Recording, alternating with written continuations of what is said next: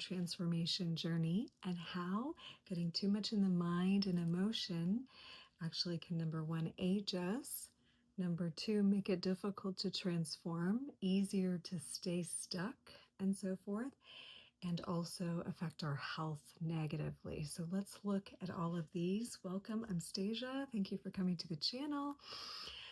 I hope your journey is finding you well, and if it's not, well, hopefully we can find something here today that will be of help. So number one, we're in bodies, right? We're in bodies, we can't escape it. We can be on our phone, we can be doing many mental activities, but we do have a physical body. We have to get up, it needs to be moved, it needs to be cleaned, it needs to be nourished, we need to eliminate all the things, right? But those are very basic, the ones I just listed, those are very basic, and you could call them root level living, right? Super basic, all the basics: eat, clothe yourself, bathe, digest, brush your teeth, all the things, right? Caretake. Maybe you could even say to beautify and make smell nice and all these things, right? Okay, then there is physical fitness, right? The health of the muscles and joints. Some people are very into working out, very into physical fitness, running, jogging, going to the gym. Maybe you do, some rock climbing or mountain biking or all of these things, weightlifting. I think I said that. Or even just like aerobics or stretching or power walking. All these things are working on the muscles and joints in the cardiovascular system and to an extent the nervous system. However, most physical exercise is relaxing when you stop, but not always nourishing and rebooting to the nervous system, okay? But the muscles are exercised, the cardiovascular is worked, the joints are worked. Sometimes these things can be harsh, and let's talk about why and what some other things that are beneficial, okay? Then we have the idea of yoga and martial arts, and I put those in a different category because there is another element involved, and that is being present and conscious with not only the movements you're making and the breathing, but what the energy or life force is doing in the body. So if we look at our bodies simply as physical vehicles, then we stay very limited in a third dimension, right? We stay in just, and this is the reality check, right? Well, if I can touch it, if I can see it, it's here, it's real, right? It's real, but there's other things that are real too, like your emotions feel pretty real, right?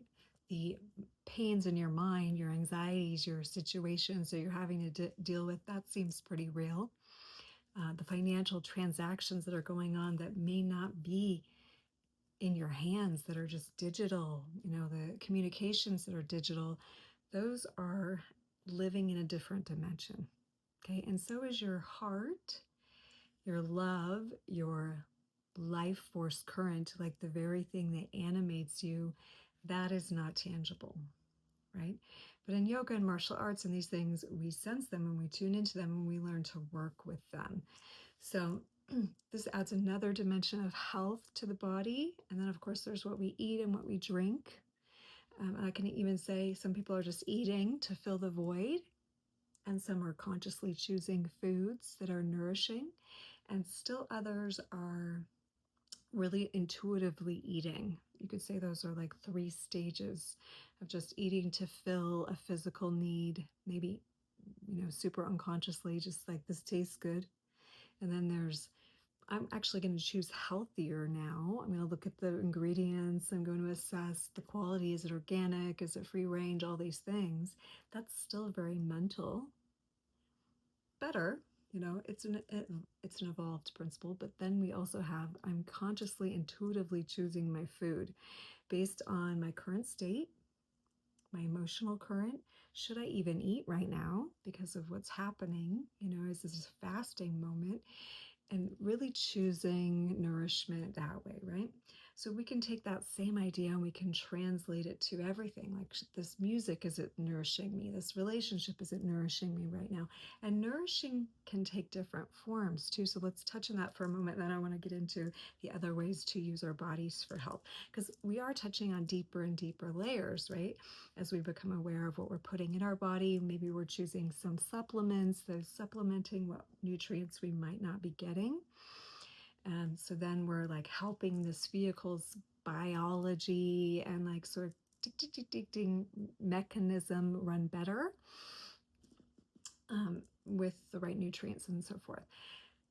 So then when we start to consciously choose everything that we're bringing in, and it also should be noted that when one becomes more and more intuitive, and in yoga this would talk about when we balance our Ida and Pingala, when we balance our positive and negative poles, when we do shadow work, most importantly, which is looking at the things that we have previously deemed bad or unworthy or negative, and we see where those fit in our life. We see how they're beautiful, how we can honor them. We see the purpose in the pain, sort of thing, right?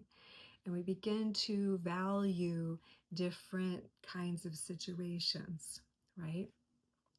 Sometimes if I have an awareness that I have certain karma to burn, if you will, and that's how I put it, I will attract in and purposefully move through what feels like a somewhat painful moment or a deep press on me, something that's hard and restrictive, so that I can work that energy. And that is a conscious choice, right? Sometimes we find ourselves in difficult situations and we're not valuing them.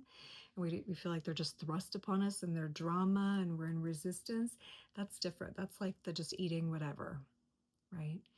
So when we start to choose consciously what's needful to us, then we start to build a different relationship with life and with our body and the health of our body and how resilient we are. And all these choices are contributing to a healthier nervous system, right? Because we're no longer just reacting to everything, we're participating, right? So here's where our body comes in really strongly.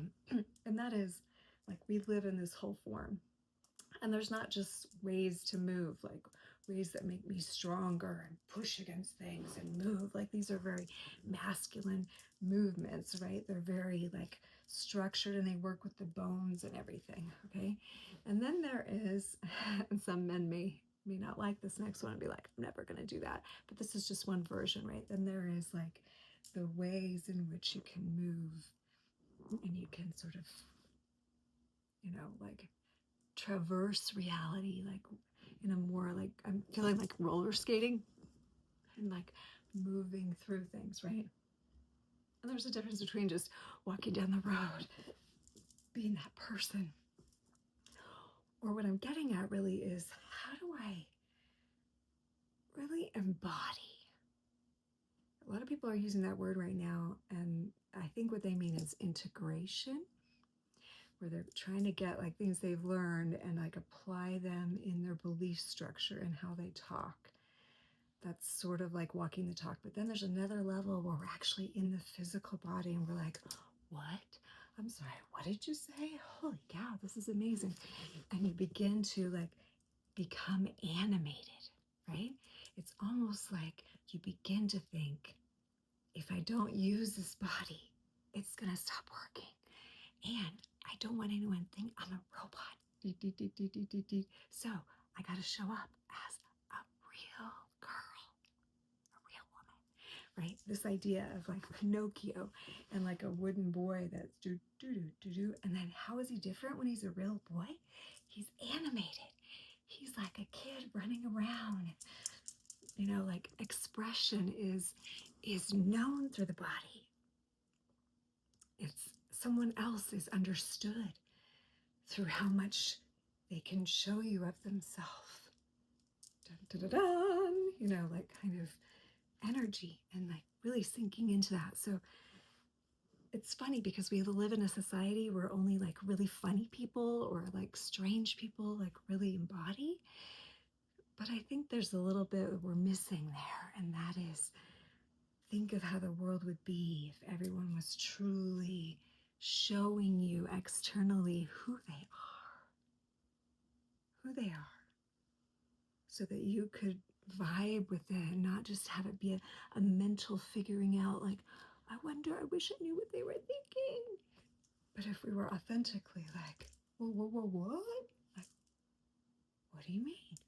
You know, and there's a bit at which I'm acting a little, I'm going a little bit over, but there is a way, and I'm exaggerating to maybe drop it in for us all a little bit more, is going through our day and like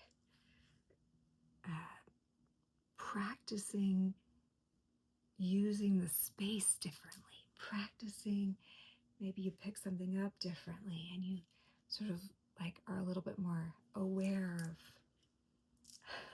some of this. I explored when I did some modeling back in the day, like just for fun, and seeing different pictures come back and then realizing like there's different ways to hold your body that are like relay the message of your essence better than others, let's say. So in learning to move consciously and even walk differently, right? So I'm cut off here a little bit, but like walking through a room or walking through a room.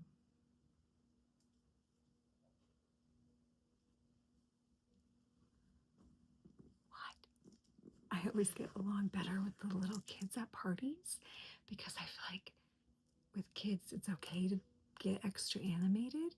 And with adults, they're sometimes like, they're just doing that because the kid is here, and it's like, but really, like humanity, we're being asked to come out of our shell a little bit more. This Leo season is really like inviting your divine, unique expression to come forth, my divine, unique expression to come forth.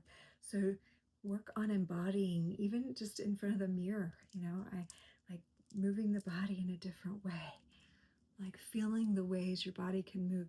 And you'll find there's actually a lot of stuck places. There's a lot of places that we feel automatically shy of, or, oh, I can't do that, or that looks weird, or people would judge me, held in our body.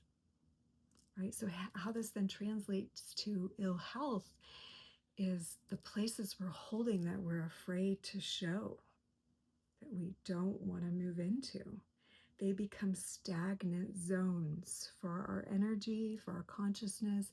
That's the place bacteria and viruses and so forth like to grow, and all these pathogens and so forth, they like to hang out in stagnant zones, just like stagnant water. Right? Just like the corners that you haven't cleaned in a while and the cobwebs grow. This happens within us when we don't move, when we don't express, when we're afraid of parts of ourselves. So just play in the mirror, maybe with your friends or whatever, and really just like, like get into the body and feel all the things the body wants you to do. Much love and have fun.